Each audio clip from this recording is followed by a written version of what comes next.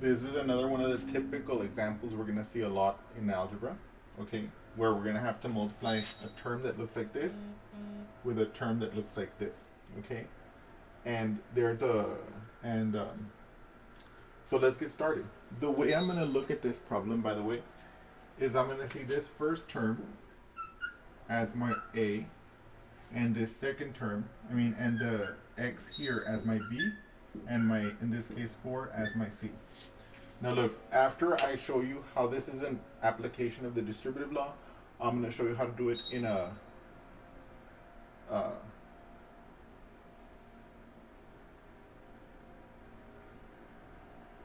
less pedantic manner. Let me put it that way. Okay. So for example, if this is my A, and this is my B, and this is my C, then we know from the distributive law that A times B plus C is going to be A times B. So what's my A? X plus 3 times B, which is my X, okay, plus my A times C plus my X plus 3 times my C, which is 4, like this, okay? And now observe that I now have two distributions to do.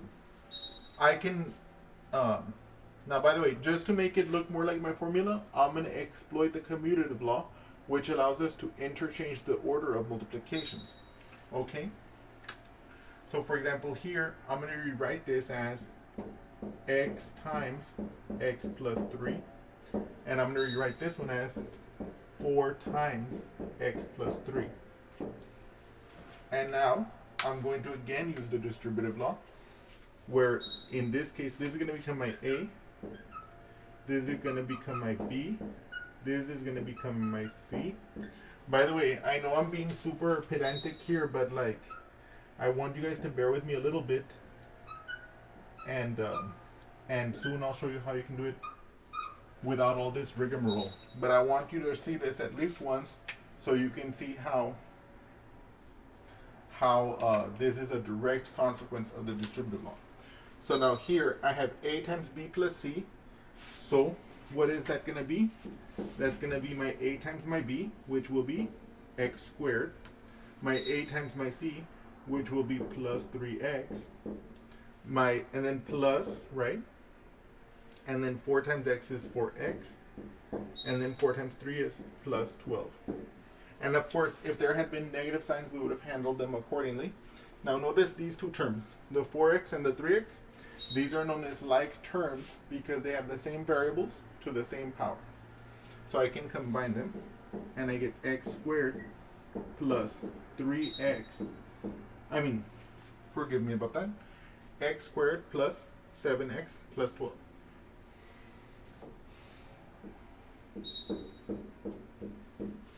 Like this.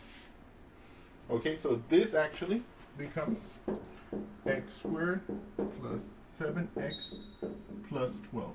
Okay? So now let me show you, now that I've shown you that this is a consequence of the distributive law, okay?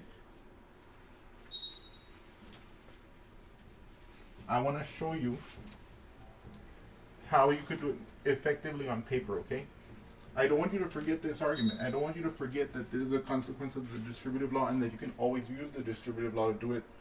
But I also want to make sure that I show you how to do it when you're on paper. Now I'm gonna ask you to bear with me because I'm gonna write it a little bit smaller so I can show you the technique I use when I'm on paper. Okay. Let me see if you guys can see that on the thing. Oh yeah. So what I do is I take my left hand. If you're left-handed, you could use your right hand and do the same thing. I guess if you were left-handed, you would do it like this instead, okay? You'll see what I'm talking about in a moment. But if you're right-handed like me, then what I do is I place my thumb on the first item in the first parentheses, and I multiply with the first item in my second parentheses. You can see that that's going to equal x squared. Then I take my thumb and I multiply it with this. I keep it with the first item and I multiply with the second item, okay? Now again, I'm kind of stretching here because I wrote it big on the board so you guys could all see it, but on paper it's much faster, okay? And then here, I'm going to move once I've multiplied the first item in the first parentheses with everything in the second parentheses, I move my thumb to the second item in the first parentheses, and I multiply with the first item in the second parentheses, so it's plus 3x. And then finally, I multiply with the final with the final. So that's plus 12. And then I just combine the like terms, and I get x squared plus 7x plus 12. I hope you guys have enjoyed this example, and I look forward to seeing you again soon. Thank you.